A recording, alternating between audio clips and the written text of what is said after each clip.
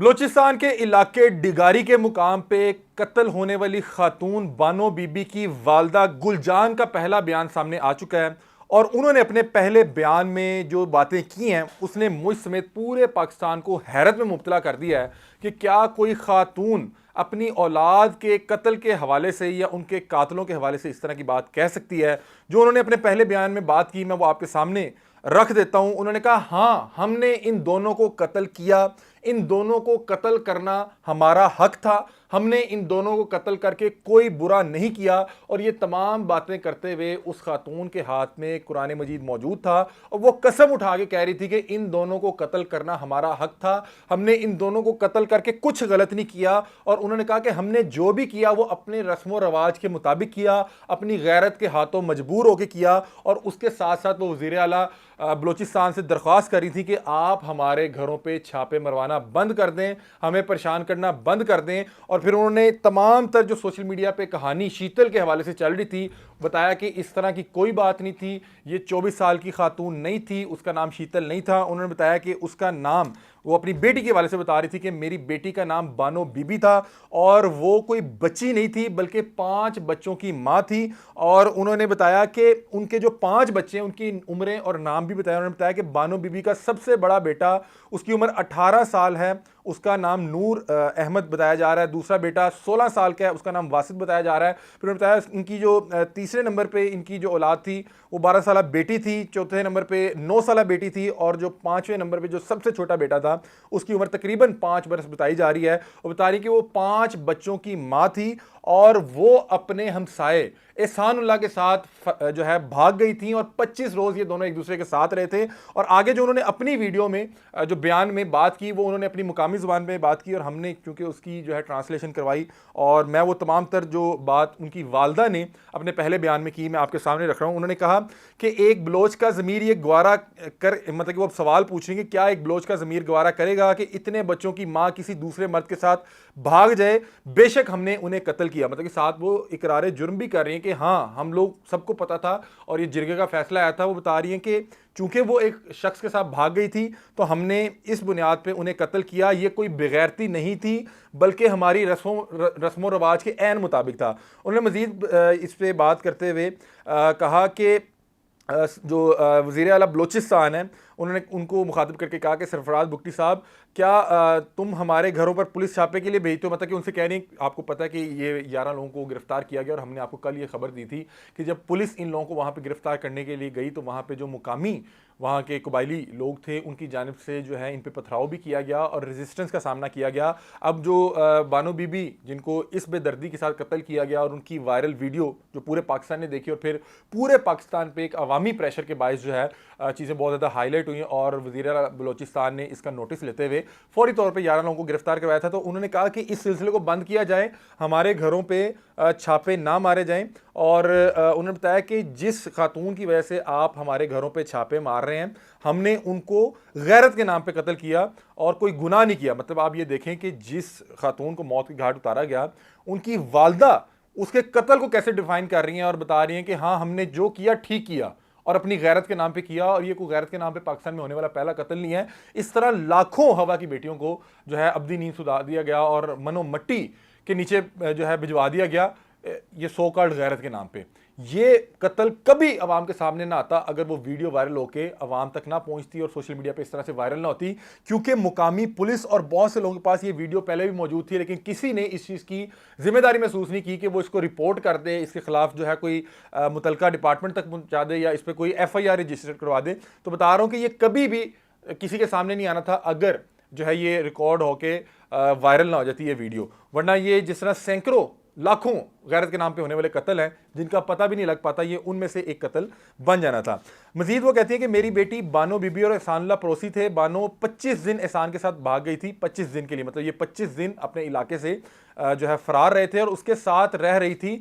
25 दिन बाद वो वापस आ गई, तब बानो के शौहर ने बच्चों की खातिर उसे माफ कर दिया और इसे साथ रखने पर राजी हो गया। हमने इसी वाले से कल और परसों जो व्लॉग किया था, जब हमने आपको तफसीली तौर पे बताया कि वो शीतल वाली कहानी और जर्क वाली कहानी दुरुस्त नहीं थी। असल में इस खातून का नाम बानो बीबी था और इसके 5 बच्चे थे, जो लोग नीचे मानने को तैयार नहीं थे। लोग कह रहे थे कि ये सरदारी निज़ाम या ये जिरगा निज़ाम को बचाने की कोशिश की जा रही है। मैं आपको कल भी इस वीडियो में बताया कि हमने तो पंजाब में रहते हुए भी अगर कहीं पे कुछ गलत हो रहा था या आवाम के साथ जो है ताकत का इस्तेमाल करके कुछ गलत किया जा रहा है, तो हमने तो हमेशा उसको हाईलाइट किया है। बीइंग जर्नलिस्ट मेरा काम है, मैं आपको हकाइक बताऊं, ना कि वो चीज़ जो आप सुनना चाह रहे हैं।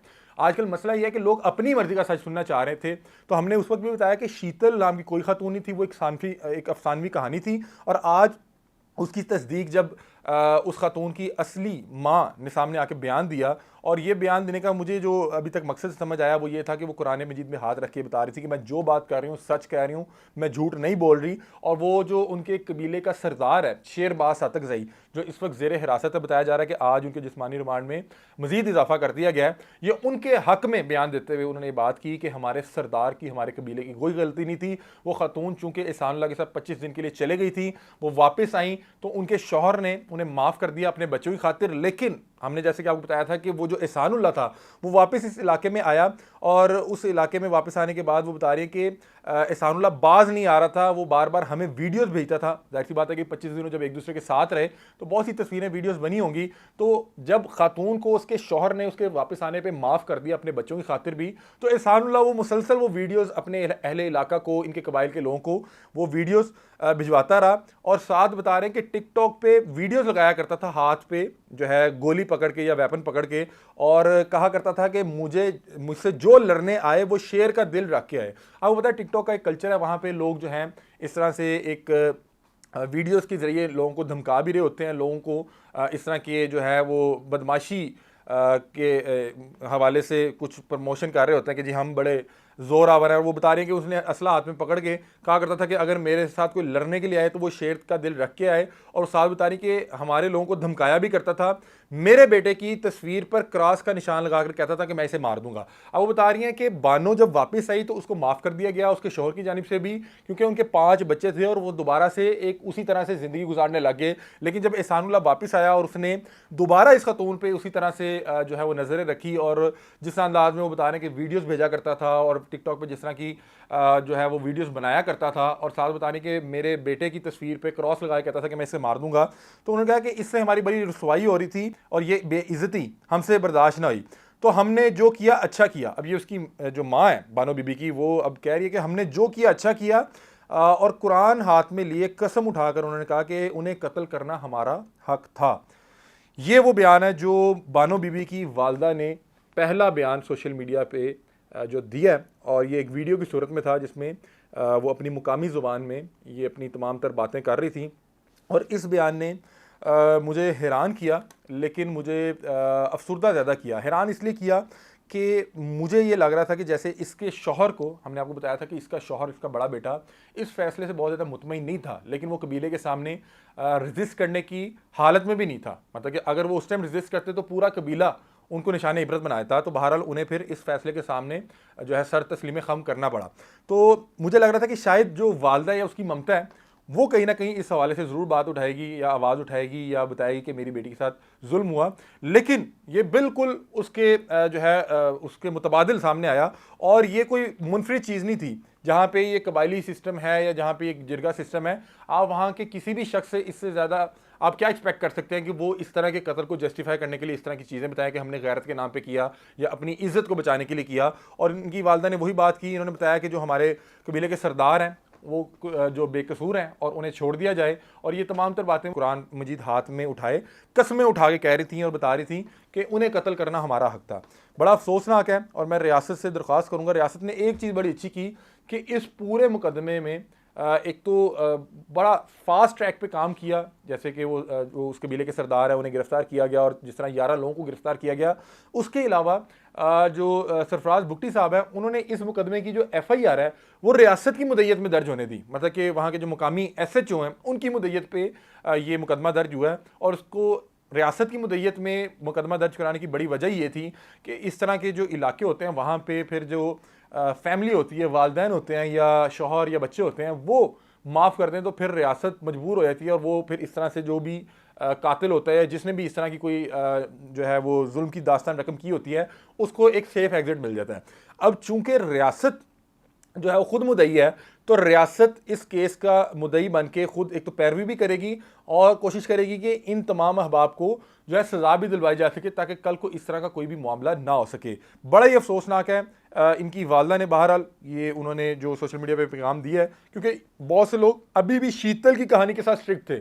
वो कहते थे नहीं, ये कोई खातून है जिसका नाम शीतल था, जिसने अपनी मर्जी की शादी भागकर जर के साथ की और उन्होंने इस चीज़ की बुनियाद पे इस दरिंदगी का निशाना बनाया गया। हमने आपको बताया था कि ये शीतल नहीं थी, इस खातून का नाम बानो बीबी था। इनकी उम्र तकरीबन 40 बरस थी और इनके 5 बच्चे थे। और एहसानुल्लाह के साथ कुर्बतें बढ़ने के बाद ये अपना इलाका छोड़ के चले गई थी। वापस आने पर इनके शौहर ने इन्हें माफ़ कर दिया था, लेकिन एहसानुल्लाह वापस आके भी इस तरह की हरकतें करता रहा, उस खातून को तंग करता रहा, वीडियोस भिजवाता रहा, इलाके के लोगों को ट्रिगर करता रहा। जाहिर सी बात है कि किसी भी खातून की वीडियोस बार बार भिजवाना, फिर टिकटॉक पे मुख्तलिफ इस तरह की वीडियोस लगाना जिससे वो लोग जो है ट्रिगर होते हैं, और फिर उन्होंने इस शख्स को किसी तरह से पकड़ के जो फिर उन्हें समझ आया उन्होंने किया, जो कि मुजम्मत है, काबिल मुजम्मत है। उसकी जितनी मुजम्मत की जाए उतना कम है। ये कोई बहुत खुशाइनी है। रियासत के होते हुए, निज़ाम इंसाफ के होते हुए, किसी भी शख्स की सज़ा और जज़ा का फैसला सिर्फ रियासत कर सकता है, निज़ाम इंसाफ कर सकता है। कोई शख्स अपने बलबूते पे, अपने जोर पे नहीं कर सकता। अगर तो आपने अपने बलबूते पे, अपने जोर पे सारा कुछ करना है, तो फिर ठीक है, इस निज़ाम इंसाफ को रोल कर दें और फिर ठीक है, जिसका जोर जहां पे चलता है वो जिस मर्जी ज़मीन पे कब्जा कर ले, जिस मर्जी शख्स के साथ जो मर्जी मामला करे। क्योंकि यहाँ पे हो तो यही रहा है, यहाँ पे गैरत के नाम पे, इज्जत के नाम पे, अना के नाम पे हर दूसरे दिन जिसका जोर चलता है वो दूसरे को कत्ल कर देता है। और जब उसके साथ कोई ज्यादती कर रहा हो तो फौरी तौर पे कानून का रास्ता लेता है और थानों में जाता है और अदालतों के सामने पेश होता है कि जी मेरे साथ फलाना ज्यादती कर रहा है। लेकिन जब उसके अपने पास इख्तियार होता है या पावर होता है तो वो इसी तरह की हरकत करता है। अल्लाह माफ़ करे, हमने गैरत के नाम पे जितनी हवा की बेटियों को मौत के घाट उतारा है, कि अगर आज से को 500 साल पहले भी कोई शख्स मौजूद हो, वो आज हमारी हरकतें देखे तो वो शर्मिंदा हो जाए कि 2025 में भी हम लोग क्या काम कर रहे हैं। आपकी अगर फ़र्ज़ करें कि गैरत जवाब भी दे गई थी या आपको उस खातून से बहुत मसला था, तो आप उसे राह जुदा कर लेते, आप उसको उसके हाल पे छोड़ देते, या आप उसको जो है उसके खिलाफ कानूनी कार्रवाई कर लेते। आपके पास ये इख्तियार नहीं था कि आप किसी को भी सजा जजा देने का फैसला कर सकें। अब ये जो वीडियो बनाई गई है, मुझे लगता है कि इनकी वालदा के ऊपर वो एक जो है पूरे कबीले का प्रेशर होगा, क्योंकि जो सरदार हैं वहाँ के शेरबाज सातकजई, वो इस वक्त ज़ेर हिरासत है और आज उनका मज़ीद 12 रोज़ का ग़ालिबन जिस्मानी रिमांड जो है वो मंजूर हो चुका है। तो अब ये वीडियो बनाने का मकसद ये था कि वो अब रियासत से दरख्वास्त करें, चूँकि ये हमारी बेटी थी और इसने हमारी इज्जत ख़राब की थी, तो हमने गैरत के नाम पे आके इन्हें जो कत्ल किया वो बिल्कुल ठीक किया, और रियासत को कोई इख्तियार नहीं है कि वो हमारे मामलात में आके हमें तंग करे और बता रही है कि हमारे घर बार बार पुलिस वालों को भेज के हमारी गिरफ्तारियाँ ना करवाई जाएँ। ये बड़ा हैरानकुन बयान था। लेकिन हमने 70 साल में इन लोगों को एजुकेट नहीं किया। जब हमने इनको 70 साल में एजुकेट नहीं किया तो हम इससे ज़्यादा उनसे तवक्को नहीं कर सकते। वो आज भी वहाँ की जो रस्मों रवाज हैं उनको बिल्कुल ठीक समझते हैं। उसमें भले किसी 6 साल की बच्ची को 70 साल के बाबे के साथ वनी कर दिया जाए, क्योंकि सरदार ने कर दिया है, बड़े बुजुर्ग ने कर दिया, तो अब ये मानना पड़ेगा। तो बहरहाल अगर हम उनको एजुकेट करते, हम उन्हें फैसिलिटीज़ देते, हम उन्हें पढ़ने की सहूलत देते, हम उनको एक जो है उनको शऊर देते, तो शायद आज वो इस तरह की बात ना करती। जब हमने उनको शऊर दिया ही नहीं तो हम इससे ज़्यादा उनसे क्या एक्सपेक्ट कर सकते हैं। और इंसान जिस माहौल में रहता है उसकी परवरिश उसी माहौल के ऐन मुताबिक होती है, और वो उन्हीं जो है वो गाइडलाइंस को फॉलो करता है, उन्हीं जो है वो हदूद क़यूत को अपना जो है एक उसी से उसका शऊर जो है वो तश्कील पाता है। तो हम इनसे तो इससे ज़्यादा एक्सपेक्ट नहीं कर सकते। बहरहाल हमारी हमदर्दियाँ उस खतून और मर्द के साथ इसलिए हैं कि उन्होंने जो भी किया था, वो जिस भी चीज़ में मुलव्वस थे या जो भी किया था, मैंने आपको पिछले व्लॉग में भी कहा कि अगर ये मामला मर्जी के निकाह का होता या एक्स्ट्रा मैरिटल अफेयर का मामला था, फिर भी किसी एक भी शख्स के पास ये इख्तियार नहीं होना चाहिए वो किसी को सज़ा या जज़ा का फैसला करे, किसी को ज़िंदा रहने या मार देने का फैसला करे। सज़ा और जज़ा सिर्फ रियासत दे सकती है। रियासत का काम है वो सज़ा और जज़ा दे। और अगर कोई अपना ये ज़ोर बाजू पे, अपनी ताकत पे ये काम करे, तो रियासत को चाहिए उसको निशाने इबरत बनाए, ताकि कल को ये कोई काम ना कर सके। ये अपडेट थी इस हवाले से, और ये आज देना इसलिए ज़रूरी थी कि हम इसको डे फर्स्ट से आपके सामने रख रहे हैं। जिस दिन पहले दिन ये वीडियो वायरल हुई और शीतल वाली कहानी वायरल हुई, हमने आपको उस दिन भी अपडेट किया और आपको वो अपडेट देते हुए भी बताया था कि शीतल और ज़र्क वाली कहानी जो है वो मुसद्दका नहीं है, वो गैर तस्दीकशुदा है। अगले दिन जब तमाम हक़ाइक़ आ गए, हमने तमाम हक़ाइक़ फैक्ट्स के साथ आपके सामने वो स्टोरी रखी। तीसरे दिन बहुत तनकीद का सामना करने के बावजूद मैंने उसके तमाम तर जो भी सवालात मेरे जहन में थे, जो पूछे जा रहे थे, वो आपके सामने रखे, उनके जवाब दिए, ताकि आपके जहन में किसी किस्म की कोई जो है वो कन्फ्यूजन ना हो, आपके किसी जहन में आपके किसी के भी कोई तहफ़्फ़ुज़ ना हो। जैसे कि मैंने आपको बताया था कि शीतल नॉर्मली ऐसा नाम नहीं है जो पाकिस्तान में बहुत सी ख़वातीन का हो, तो इसलिए मुझे उसी वक्त पता लग गया था कि एक खातून जिसके हवाले से बताया जा रहा है कि वो अपने जो है मौत से चंद सेकंड्स पहले उसके हाथ में जो है एक पाक किताब भी है, कुरान मजीद भी है, और दूसरी तरफ उसका नाम शीतल बताया जा रहा था। तो मैंने शीतल किसी भी मुस्लिम खातून का पाकिस्तान में नहीं सुना हुआ था। तो आपको बता रहा हूँ कि जो भी इस तरह की फर्जी कहानियाँ होती हैं, उनमें कहीं ना कहीं कुछ ना कुछ लूपहोल ज़रूर होता है।